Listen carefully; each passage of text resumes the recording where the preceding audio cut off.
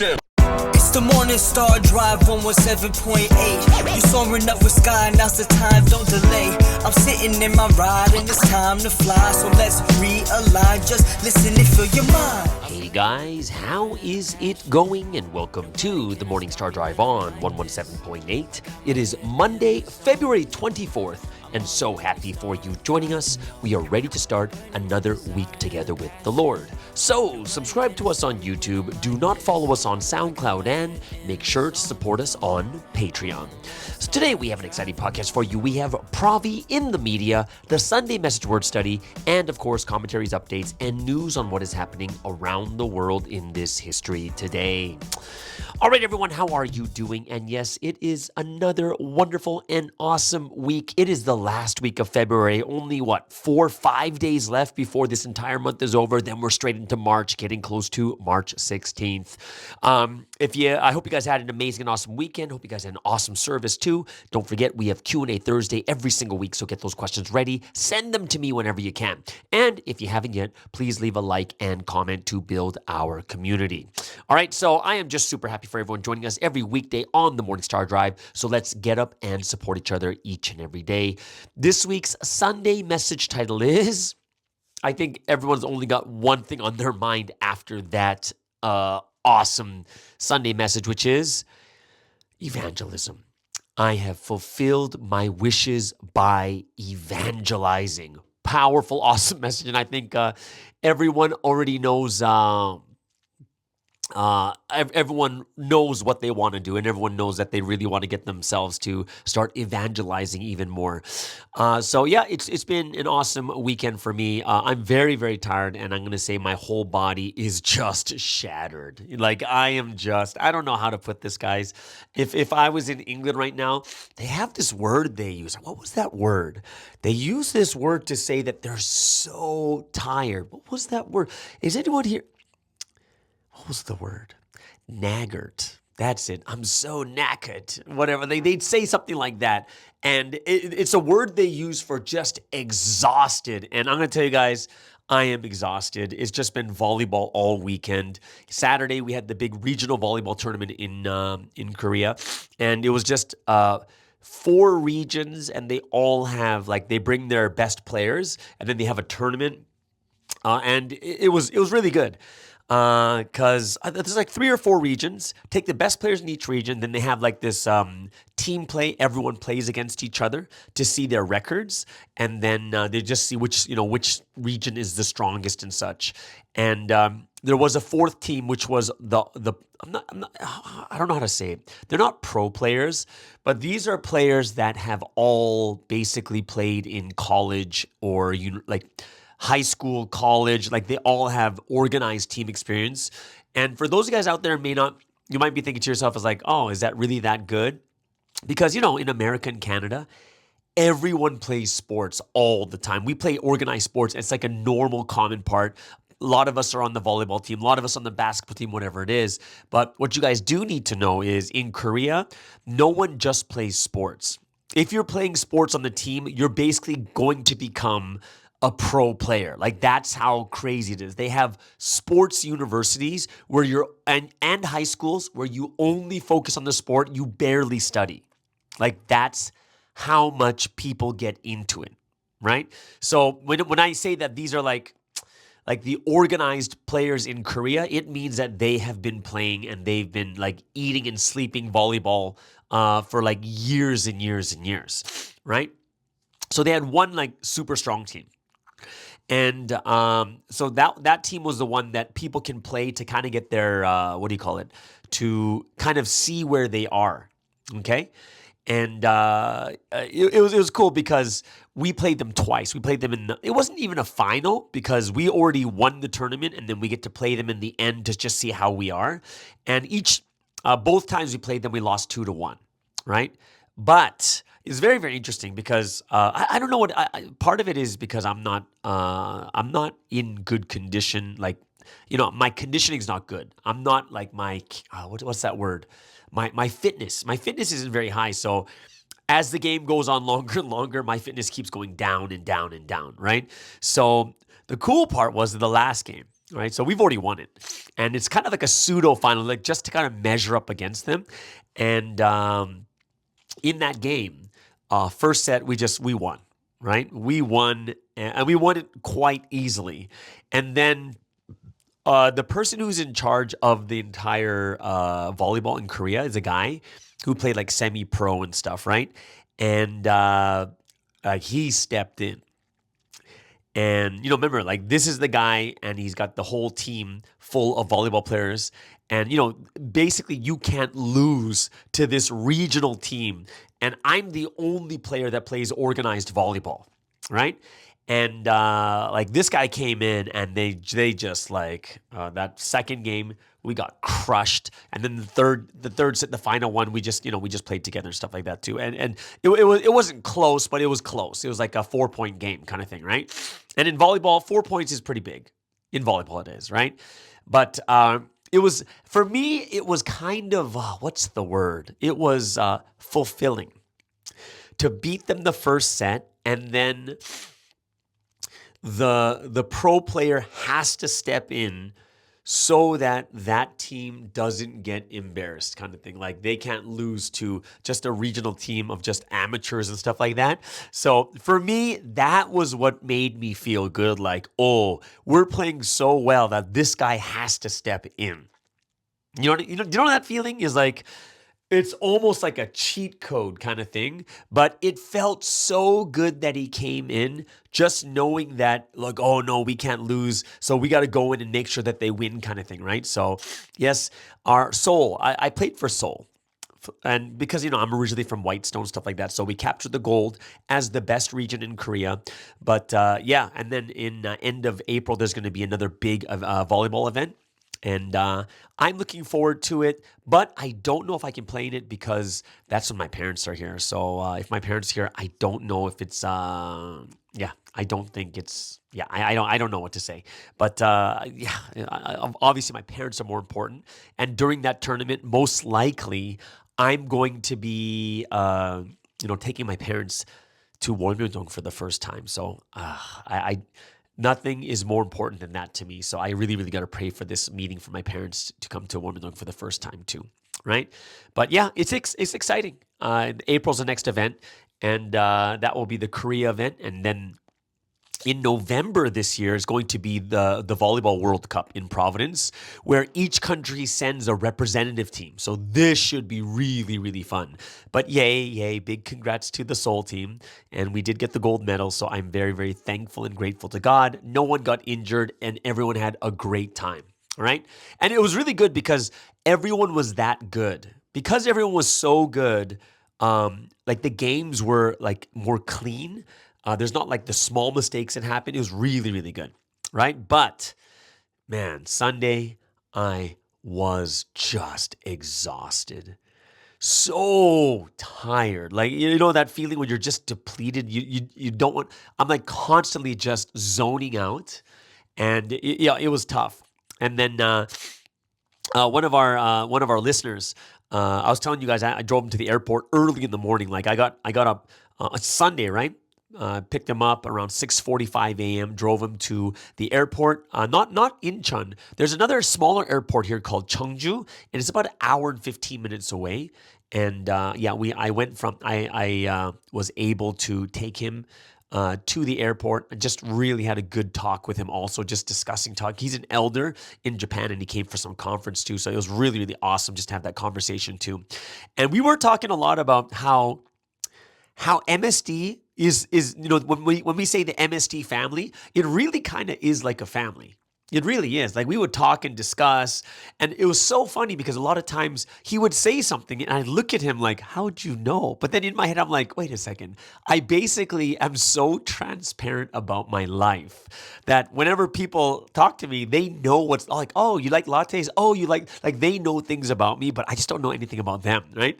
So it's kind of funny because he was like, let me tell you about me. And I was like, oh, okay, let me know about you. And it's kind of funny because I don't know anything about everyone else. Everyone just knows things about me. But yeah, like after that tournament, in the morning, going straight to drive him to the airport and then go to service. And then after service, I really wanted to record this podcast, but I forgot my mic. And because I forgot my mic, I had like 2.5 hours to kill, and I couldn't even record. I was just kind of writing stuff down. And now, after that, I had volleyball coaching for the Tejon team from like 5:30 to 8 p.m. And even coaching is exhausting. And my body's even worse right now. I'm going to the acupuncturist tomorrow for sure. I really got to get my body back into shape and where it should be. So very, very grateful and thankful that I do have the opportunities to do this. But yeah, Saturday played 4 games, total of played 4 games, and then man. This and I'm gonna blame my age. I am. I'm gonna blame my age, but obviously I just need to exercise more. That's all it is. Like my fitness is not at the level it should be. I should be able to last at least 3 games, but I was like 2 games, third game I was gone, and we almost lost that game too. And then the last game I was kind of back into it, and then by the third set I was gone again too. But yeah, I got to raise my level in fitness. Or else I'm not going to last in these tournaments, right?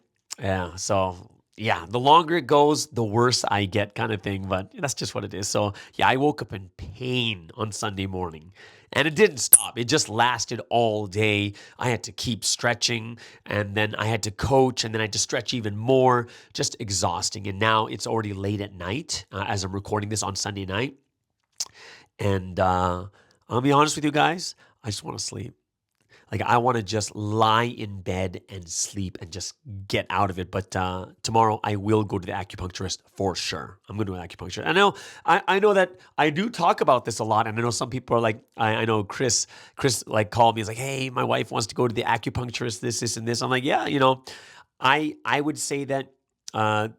Both Eastern and Western medicine are beneficial. Actually, here's something very interesting. I didn't know it was so cheap here in Korea for medicine. Like, I didn't know it was that cheap. Like, I went to the doctor to refill my prescription that I got from Canada, and the prescription refill here in Korea is less than half of what it is in Canada.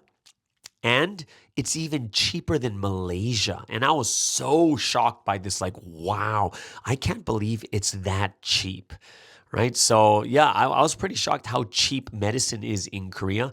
And I'm a foreigner and it's still that cheap. So I was just really, really thankful that the medicine was that cheap.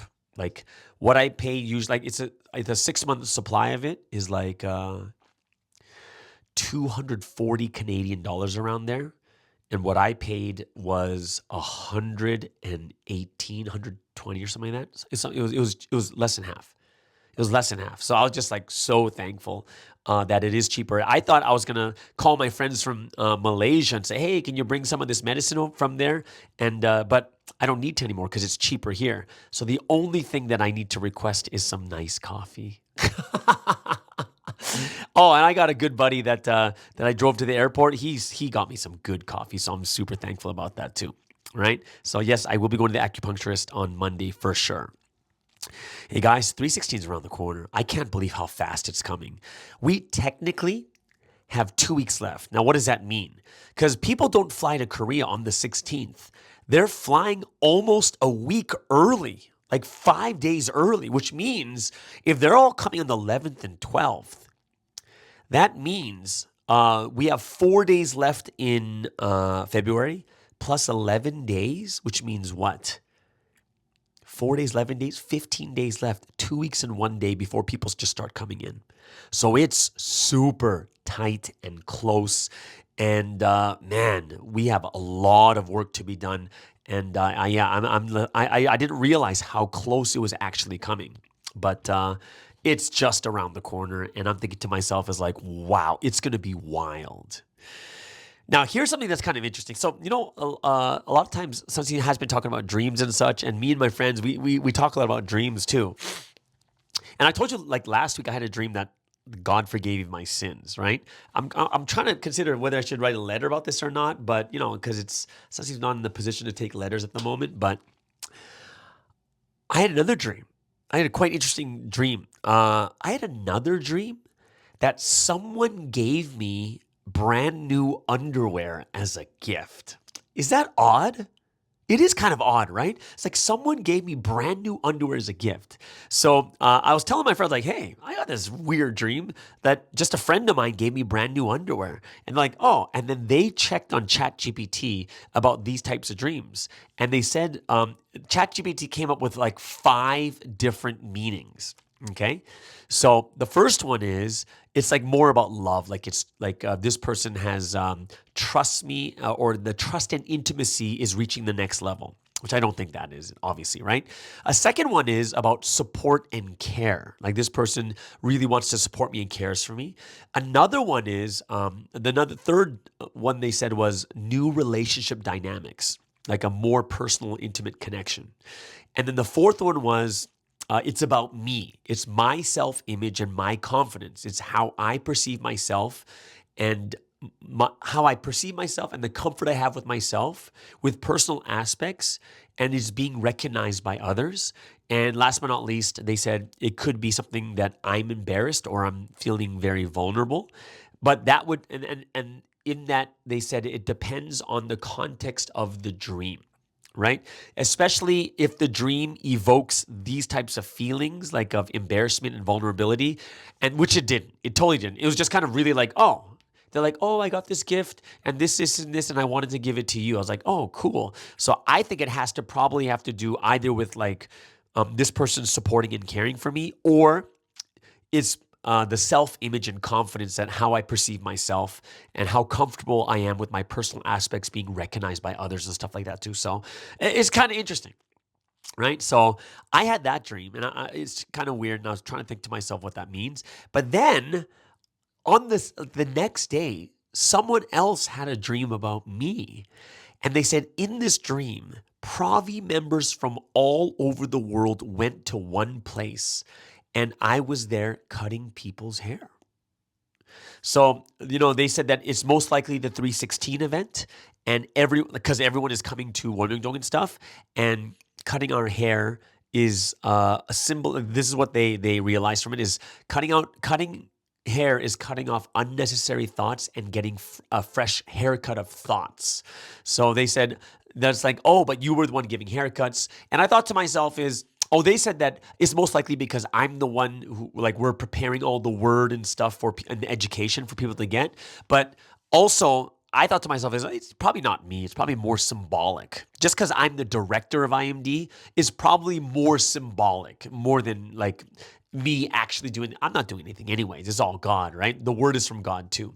But yeah, so many dreams. It's really amazing how God is showing us signs through dreams about ourselves too. So, it's it's because it's coming out in the messages, it feels a lot more important, and it feels like God really is speaking to me. God is really speaking. Like, I just heard something outside, but it's from upstairs. But yeah, so God is really speaking, and that's something that I'm very thankful and grateful for, right? So yeah, you guys have any dreams? I'd love to hear your dreams too. I've had my car now for like 2.5 weeks. You want to know how many kilometers I've driven? I've driven almost 2,000 kilometers in the last 2.5 weeks. Actually, it's about 1,700. 1,700 kilometers in 2.5 weeks, which means like 10 days. So if it's 17, it's like 170 kilometers a day. But of course, I did go to Busan and back, which is like 400 to 500 kilometers. And then, I drove to the airport and back, which is another 100 some odd kilometers. And then I do visit other like foreign members, and I'll go to Daejeon, which is like another 50, 60 kilometers there too. So I do take a lot of these driving trips, right? So it's and of course, whenever you travel, it's not just gas. You have travel expenses. Like I need snacks, I need this or that. I'm going to a cafe, whatever it is. But as I was thinking about all the costs of having a car, it reminded me of that verse in Proverbs 14:4 that says, where there are no oxen, the manger is empty, but from the strength of an ox come abundant harvest, right? So it's basically saying that the oxen, the the amount of work you have to put into maintain an oxen. You got to clean the stable, feed it hay, you got to feed it food, all these other things. Those are all things that cost money. However, it says, but from the strength of an ox come abundant harvest, which means that, but the benefits of having an ox outweighs the costs of taking care of it, right? And I thought to myself, it's the same with a car, right? Because without a car, no, you don't have to pay insurance, you don't have to pay gas, you don't have to clean it, you don't have to pay any maintenance, all these other things. But from the car comes an abundant harvest. There is so much you can do with the car, right? It's the same with like having my own place, right? You have bills to pay, things to buy, cleaning, maintenance, furniture. However, there's also a peace of mind from having your own place, peace of mind and true comfort. And sometimes even that is worth the amount of money that you pay. So, I was thinking about, I was like, yeah, it's so true that whatever we do, it all comes down to whether it's worth it or not. Does having the oxen, does having the car, does having your own place, the benefits of it outweigh not having it at all? Do the pros outweigh the cons? And I would say for myself right now, especially for the car and for having my own place, I say it far outweighs it. It far outweighs saving money and living with other members. Not that members are bad to live with. It's just that I need I'd rather have my privacy. I'd rather have my peace of mind. I'd rather not be like conscious of someone else always in the room, having to be quiet, going to sleep at like those things are like, I wouldn't want that, right? And having a car too is not just about me driving to these other regions to meet people, which is important, but it also gives me a freedom. I have freedom. Like when I drive to Busan, even though it's a 3-hour drive, when I'm in Busan, I don't need someone to drive me around. I have the freedom to go drive anywhere I want at any time. And for me, I'm like, that's worth it. That really, really is. And the question for me is, do the pros outweigh the cons? And I would say absolutely. Like 100% absolutely, it's worth it by far. And that's why I was just like, yeah, it's definitely worth it for me. And I think it's something that we do have to think about. All the different things that we do in life too is, do the pros outweigh the cons, right? Is it worth it? Is it really worth it or not?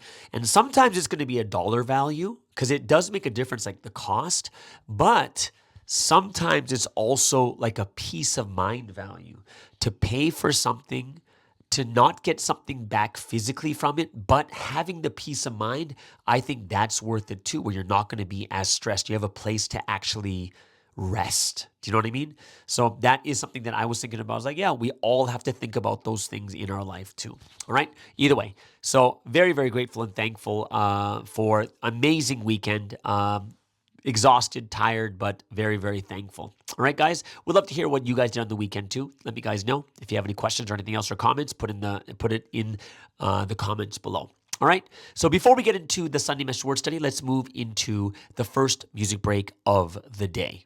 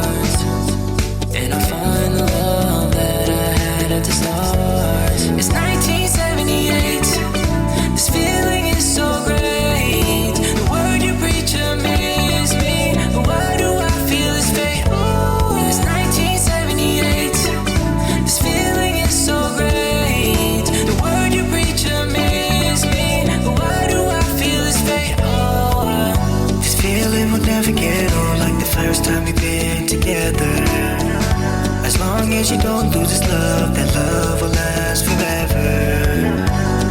And as much as I know you're the best thing in my life, I will always tell you that I love you every time.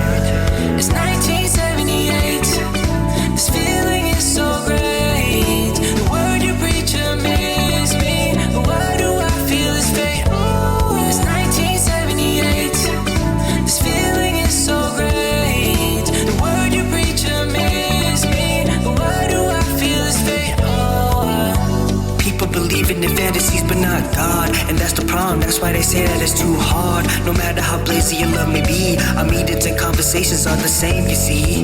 You can't let this love go to waste, doing the same things day to day. We're at the same place. Let's speak with hope about new things and the things you have done. I want to get closer to you, I want to give you my love. If you do not enjoy this love, it will disappear. When your thoughts are hard changes, he will take away your blessing. Gotta find your form, find your mission, and just find your blessings. Let's just get back to the old days and find out the temptation. I wanna get to know you, I want to show you that I can give you the word in many places, many spaces. I have seen a lot of people come and go. You're gonna make it, do your absolute best to reach the final destination. Yeah, it's 1978. This feeling is so great. The word you preach amazes me. Why do I feel this fate? Oh, it's 1978. This feeling is so great. The word you preach amazes me. Why do I feel this fate? Oh, can I get to know you? I just wanna know you. Can I get to know you? I just wanna know you. Can I get to know you? I just wanna know you. Can I get to know you? I just wanna know you.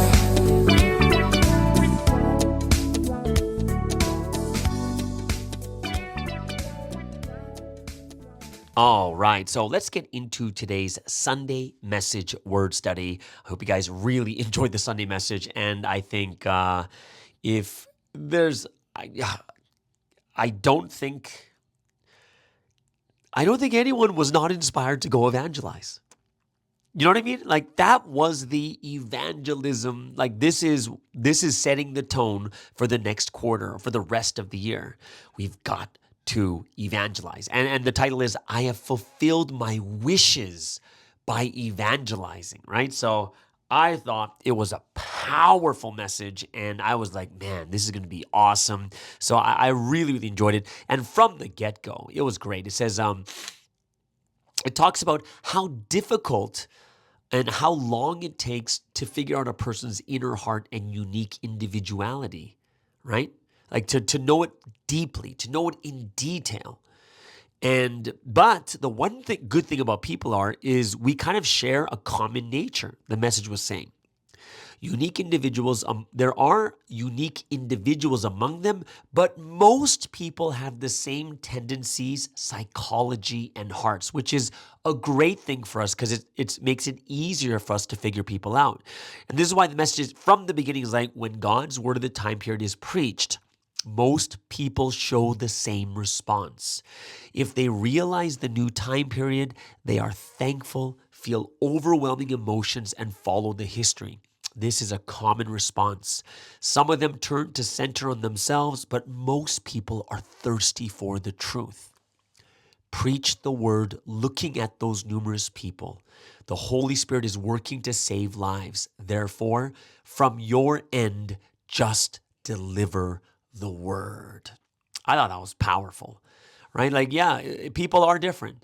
But, we have to realize that this is something that we have to understand really well. Like, what did it say? It says one day, Sansi was talking about catching fish. And he's like, he says that he'd go to the low tide and then he'd see like these fish flopping around in the muddy ground, but no one's picking them up. Right? And then another time, a drought caused the water to dissipate, so fish were confined in pools of water, and it was just easy to catch. And he says, this is a revelation that means if you go fishing every day, there are days when you catch them easily. Likewise, if you go around to evangelize every day, there are times when you can evangelize easily, right? And the key point there that I thought was so important is, Yeah, you got to have the mindset to evangelize, because finding those days when evangelism is easy, it doesn't come by very often. However, if you're always going around every single day to evangelize, then you're going to catch that day when it's easy. You're going to be there when that day is easy to evangelize, right? And that's something that I looked at as like, yeah, that's something that's so important for all of us, I think, right? So it's we have to evangelize, like we have to evangelize. That's why we have to evangelize with all of our heart, will, and life, and God will know it and send people for you to evangelize, right? So as for me, Sunseem said, as for me, Sunsing, I made up my mind to evangelize even while being confined. And God connects lives to me. He even sent to the prison someone whom I would not be able to meet elsewhere, so I evangelized him, right? So think about that. Isn't that crazy? It's like we are here out in the open. We are the ones that are truly free. We can go and meet people and preach the gospel. And yet, since we don't have the mentality and mindset to just evangelize, God doesn't send people to us, right? So I was like, you know what? Jesus also, his only thoughts was evangelism. And when you look at Jesus' life, those 3 years of ministry, it was in the midst of tribulations. And he even went to the cross. And even after he died, he continued to evangelize in spirit, as crazy as that is, right? That's the mindset of the Lord. And that's why the message is like, you got to evangelize, right? And it was even that clear as like, only then can a person who will become your spouse come so you can get married. Think about that. Think about that, right? That's the thing that, if you think about like the full situation that we have right now in Providence with the ratio of guys and girls, in the end, it's our fault. We didn't evangelize, so we're not getting that many people, right? And when you think about like Korea, Japan, and Taiwan, like the bigger countries, yeah, their ratio's not very good, but they still have hundreds of people going to it. Hundreds. And it's different when you're in a smaller country and the blessing has what? 30 people. It's a big difference, right? And, Sunseem says, hey, if you evangelize, you find your husband or wife. If you evangelize, then this is how the economy of Providence survives. This is how we're able to afford Wonmyeongdong. This is how we're able to cover the expenses, because we have so many people, because we evangelized, right? And if you want financial blessings, just watch and see how God gives financial blessing to those who evangelize, right? So this is something that we have to look at, and it's something where God is not saying to you right now is go evangelize so you can make money. It's got nothing to do with that. It's about having the mindset and being blessed in every area. All the answers are there, right? And God, in the message, God's like, if you don't evangelize, I'm not going to bless. I'm not going to bless you. I'm not going to make your wishes come true, right? That's how big evangelism is, to save lives. So we got to make up our minds and say, I will evangelize. I will save those souls and spirits that are in a pitiful situation, on the path to death. And I'm going to tell them about God and the work that God has done in this time period. I'm going to share the word with these people, right? And I'm going to evangelize. Then Holy Spirit's going to send you lives. That's the difference. If you're not thinking about it, Holy Spirit doesn't send you lives. No matter who it is, if you pray to evangelize, then the life you prayed for will welcome you and follow, saying, truly, I have found the new word, right? And then, of course, now first it's talking about just having the mindset to evangelize, but then it talks about strategy. And I thought this was really cool, right? Because we can't just say everything, obviously. Right? Our goal is not to make people understand Sunseem's situation. That's not the goal, right? It's too hard that way, right? Don't just sit there trying to explain, Sunseem's situation is so unfair. No. Just share about God. Share the words of the new time period. Tell them all the things that have been done until now. When they learn the word, they will come following the word. That's the number one thing. We're not here to convince people that other people are saying lies about us. That's not the point. Share the word. That's the number one thing, right? Yeah, if you want to talk about Sunsteam, talk about all the work he's done until now, right? That's the way we're supposed to do it. This is when the Holy Spirit inspires, and this is when evangelism will work, right? Only if we use the wise methods, right? So we have to do what we must do, evangelize on our own, and if we evangelize someone and tell them about Sunsteam, when they have the correct perception, then they realize, right? Then they're going to be shocked. They're going to be astonished. They're going to be blown away. So we got to change the methods, right? We got to change the methods, right? If you haven't evangelized successfully, what Sunsteam is saying is you're using the wrong method. Just doing the same thing over and over and over again, right? It's not going to work. So we need to evangelize. Remember, Sunsteam talked about all the pastors got to evangelize at least 10 lives, right? 7 lives for a pre-pastor and like, what was it for a minister, like 3 or 4 lives, whatever it was, right? And Sunsteam's like, if you want to be acknowledged as someone with evangelism merit, you got to evangelize at least 20 or more people to be recognized, right? You should evangelize at least 30, 70, or 100 people, right? And then Sunsteam's like, Peter evangelized 3,000 in one shot after meeting Jesus, right? And he still continued to evangelize even more, right? We have to be those that evangelize. That is what we're supposed to do. This is what we're called to do, right? And Sunsteam's like, don't just evangelize small fish, evangelize whales, evangelize tigers, evangelize elephants, like evangelize these huge people. And don't be scared. Like, wasn't that crazy? That thing that I never thought about when Sunsteam's like, someone told Sunsteam that he can't evangelize the elite, famous, or popular people, right? Because they're scared. And they're like, I'm too intimidated to evangelize, right? But then Sunsteam's like, you're saying that while comfortably interacting with me, which Sunsteam's like, do you know how big he is? And you're comfortable talking to him about that, but you can't talk to the people that are smaller than Sunsteam, right? So that's the wrong thinking. If we're intimidated by Sunsteam, then that makes more sense. But if you're not intimidated by Sunsteam, but you're intimidated by all these other people in the world, that makes no sense, right? Because Sunsteam's even bigger.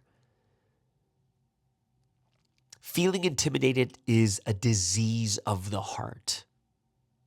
And this is why you only bring small fish, goldfish, or minnows. But God is looking for new and big people, right? If you want Providence to grow big, evangelize big people. That's what we got to do, right? And, we have to be those, remember, like, Sunsteam, don't throw away all the other things Sunsteam said, like, don't just evangelize physical people. Don't just evangelize people that are going to cause trouble. Make sure you check all these people too, right? Sunsteam's even saying that it's even easier to evangelize the elite, right? It's easier. So we have to be those that go out and make sure we evangelize. And if you're scared, like Sunsteam said, go evangelize with other people. Evangelize together with God, the Holy Spirit, right? We have to do this constantly. So, and then I like the part, Sunsteam, once again, throw a fishing net on the internet and cast the net of the new word of Providence history. You need to be bold with the Holy Spirit resting upon you. Then you will evangelize big people. The word of Providence history is like a net for the ocean, but you barely go to a ditch. Throw the net there and capture only crawfish. So the crawfish keep biting and cutting the net. Small fish are caught and then swim away. Troublemakers ultimately cause problems like this. And that's what we got to realize, right? That's what we have to do, right? He says, you live in the big city, but you have small hearts. You have no guts. I live deep in the mountains, but look at how big the scale of my heart is. Since my heart and mind are big, I act in big ways, evangelize young people and big figures as I do, right? And think about this, guys, what Sunsteam said. If we do not evangelize, we will suffer even greater tribulation. Think about that. If we do not evangelize, we will suffer even greater tribulation. That's big. That's huge. Think about that. Whether in your family or in the domain you belong to, if you do not evangelize someone whom you are supposed to evangelize, you will face tribulation and suffer as a result. If you evangelize, they will come to your side so you will not be attacked by them. Furthermore, they too will become heavenly soldiers. Right? It's about evangelism. It's about taking care of people. And for management, we've got to do this really well. We really do. It's all about evangelism, right? So, we have to be those that evangelize well. It seems like head leaders too. You got to evangelize. Or what's the point? Never say evangelism doesn't work because of tribulation or because of the slander. Look at Sunseem's life. Look what Jesus did, right? And if you look at the Bible, look at remember the Bible's telling us about all these characters like Jacob, Joseph, Elijah, Moses, Daniel, like all these characters out there. He's like, the Bible shows that it was while being chased by the wicked, the righteous arrived at the place they had wanted to go the most. Look at Joseph, right? They fulfilled the highest and greatest will of God as well as their own will because of tribulation. It brought them there. And they gained the most ideal things, which means even now in the most suffering tribulation, right? We are going to gain the most from this time. Opportunities that God gives, they are going to come. So don't lose heart, but pray and do it boldly with hope. That's a big amen, right? We have to evangelize for what? Last thing Sunseem said is evangelize for the future. If you don't, you'll regret it. I would not tell you the fundamental reasons why I say evangelize. This is because God will resolve things only if you evangelize. Only those who evangelize will fulfill their wishes, receive blessings, and know the meaning of these words. That's crazy. I'm not going to tell you, in some sense, I'm not going to tell you why, but just listen, evangelize. God's going to resolve things only if you evangelize. It's the only way. And something like last sentence, I wish you all the blessing of evangelism. This is what we got to do. It's what we really, really have to do. And I hope it's something that all of us will make sure that we'll get all this stuff. We'll get this done, right? We really do. Either way. Okay, so there it is, guys. That is the end of the Sunday Message Word Study. Hope you guys really gained something from it. Receive fire to evangelize once again. If you have any questions or comments, put it in the comments below. We'd love to hear from you guys too. Okay, before we move into Provi the Media, let's move into the final music break of the day.